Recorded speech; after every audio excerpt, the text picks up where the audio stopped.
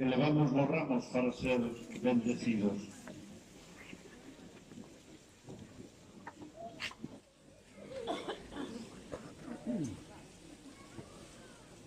Oremos.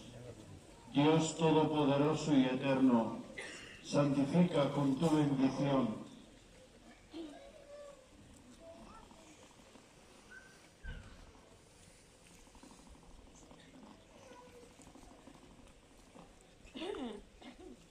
estos ramos, y a cuantos vamos a acompañar a Cristo aclamándolo con cantos, concédenos entrar en la Jerusalén del cielo por medio de él, que vive y reina contigo por los siglos de los siglos.